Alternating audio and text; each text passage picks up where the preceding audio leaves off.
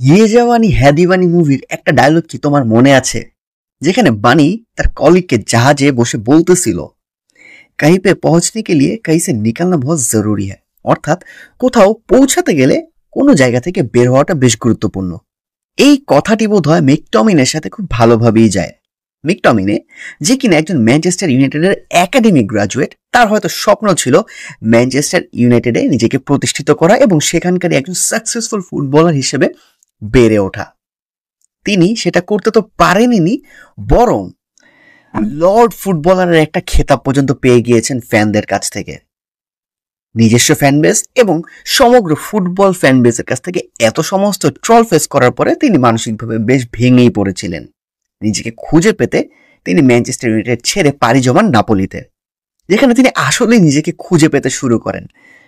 সেই নাপোলিতে এই সিজনে তিনি গোল করেছেন 12টি, তিনি চান্স ক্রিয়েট করেছেন 26টি, ড্রিবল কমপ্লিট করেছেন 39টি এবং অপোনেন্টের ফাইনাল থার্ডে গিয়ে বল উইন করেছেন 13টি।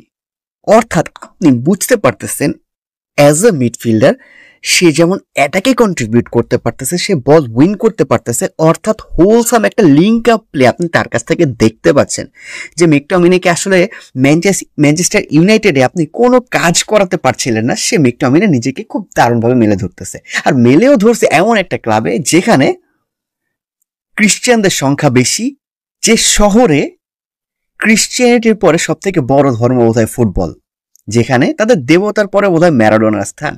সে নাপলসের কথা আমি বলতেছি, যে নাপোলিতে আসলে ফুটবলটাকে ফেমাস করেছে দিয়েগো আর্মান্দো মারাদোনা, সেটাকে অন্য পর্যায়ে নিয়ে গিয়েছিল ক্ভারাৎস্কেলিয়ারা এবং এ পর্যায়ে এসে মেকটমিনে, আঙ্গুইসা এবং তারা সবাই মিলে এই কাজটা করে দেখাচ্ছে। অন্যদিকে আসলে কথা বলতে হয় যে সিরিয়ার রাজা আন্তোনিও কন্তে, তাকে কি আপনি সিরিয়ার রাজা বলতে পারেন না? সিরিয়াতে বা ইতালিয়ান যে ফার্স্ট ডিভিশন লিগ, সেখানে তিনি 6টা ফুল মৌসুম কাটিয়েছেন। এর মধ্যে তার দল 5বার নাম্বার 1 পজিশন রেখেছে, অর্থাৎ চ্যাম্পিয়ন হয়েছে, এবং একবার তার দল রানার্স আপ হয়েছে। এবং এই যে 5টা চ্যাম্পিয়ন তিনি হয়েছেন, এর মধ্যে তিনি 3টা দল নিয়ে চ্যাম্পিয়ন হওয়ার কৃতিত্ব করেছেন, যেটা কিনা আসলে আপনাকে অবশ্যই এটা মানতে বাধ্য করবে যে আন্তোনিও কন্তে সিরিয়ার রাজা। তাকে দেখলে কি মনে হয় সে একটা ডিফেন্সিভ ট্যাকটিক্স খেলাবে এমন একজন কোচ? না, তার কাছে ট্যাকটিক্যাল অনেক ভেরিয়েশন আছে। এই নাপোলি যেমন প্রেস করে উইং থেকে অ্যাটাক করতে পারে, তেমনি এই নাপোলি পারে ঘাপটি মেরে বসে থাকতে, কাউন্টারে খেলতে। এই নাপোলি বেশ ভালোভাবেই অ্যাডাপ্ট করতে পারে। যেখানে ইন্টার মিলান উড়ন্ত অবস্থায় ছিল, যেখানে হয়তো অনেকে বলতেছিল যে ঝড়ে বকে নাপোলি এর 1 মৌসুম আগে আর কি সিরিয়া ট্রফি জিতে নিয়েছিল। হয়তো অনেকের কাছে মনে হচ্ছিল সেটা ওসিমেন এবং ক্ভারাৎস্কেলিয়ার জন্য হয়েছিল। এই দুজন কিন্তু নাই। তবে ট্রফি জিততে কিন্তু আটকানো যায়নি নাপোলিকে। কন্তে সেটাকে প্রমাণ করে দেখিয়েছেন, অডসের এগেইনস্টে গিয়ে স্টার প্লেয়ার ছাড়াও আপনি ট্রফি জেতাতে পারেন। কারণ এই ইতালির রাজা হচ্ছেন আপনি। সামনের মৌসুমে চ্যাম্পিয়ন্স লিগে দেখা যাবে নাপোলিকে।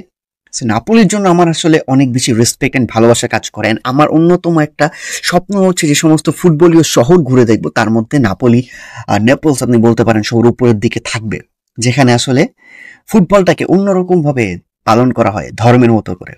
তো যাই হোক, কনগ্রেচুলেশনস টু নাপোলি নিজের 4র্থ সিরিয়া জয়ের জন্য এবং গত 3 বছরে 2 নাম্বার সিরিয়া জয়ের জন্য। কনগ্রেচুলেশনস।